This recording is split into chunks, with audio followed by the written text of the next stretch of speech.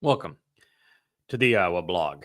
This will be our 16th episode on Mohammed's criminal enterprise. I have here my security detail, the great and esteemed Wookiee, to help orchestrate this program.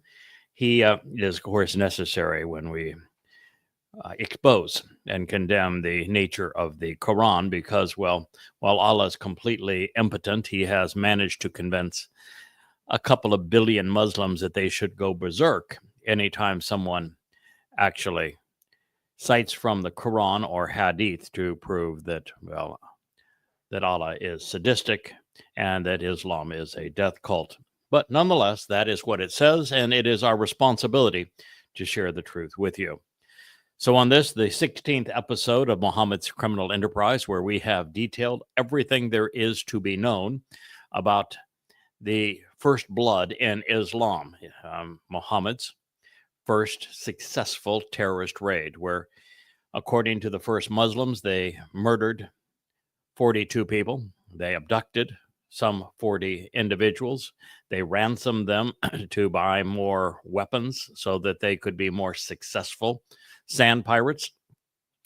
And not only did they pronounce that stealing was lawful and good, because that's what they were doing, Allah went so far as to say killing is not only lawful and good, it is a requirement of Islam. And here in the 8th surah, we have heard Allah say that Muslims must continue to hunt down and kill non-Muslims until the only religion on earth is Islam. So as we continue, this is from Quran 8:59. And let not those who disbelieve think that they can prevail from punishment. Verily, they will never be able to defend themselves or escape. My hand quotes are for parentheticals because Allah wasn't very well endowed as it relates to being a linguist, and well, he left the verbs out of his statement along with the object of another. So with the verbs and the object of the sentence, and let not those who disbelieve think that they can prevail from the punishment. Verily, they will never be able to defend themselves or escape.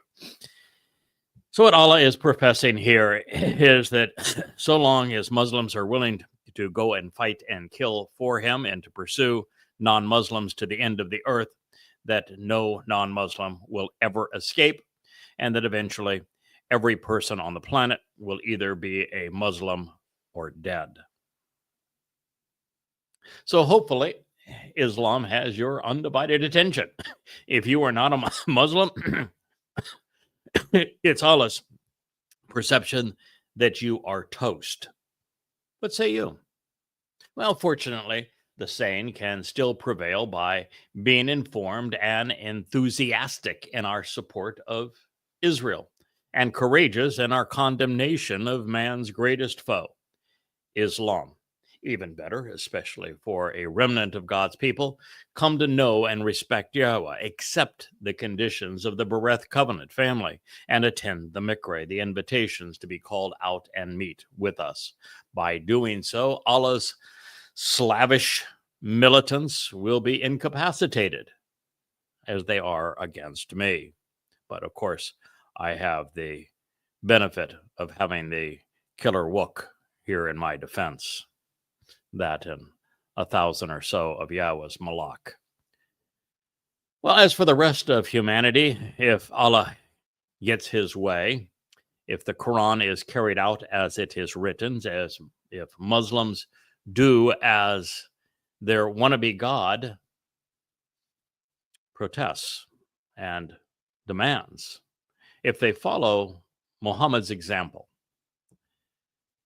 this is what will occur. Quran 8:60.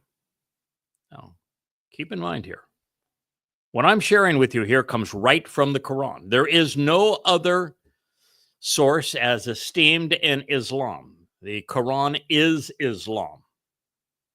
And so what this say defines the religion. I realize that when I say that Islam is a declaration of war against all mankind, when I conclude that Islam is a death cult, when I state emphatically that Allah demands that Muslims fight and kill until there are only Muslims, that sounds shrill in today's world, that sounds, oh, that must be just one idiot's opinion and cannot be consistent with Islamic teaching or represent the religion of Islam. Well, all who would make such a claim are either completely ignorant and shouldn't be speaking, and that would include the AI of X, Gronk, or they have been misprogrammed. They are deliberately and knowingly lying, and they know the truth and don't want you to know it.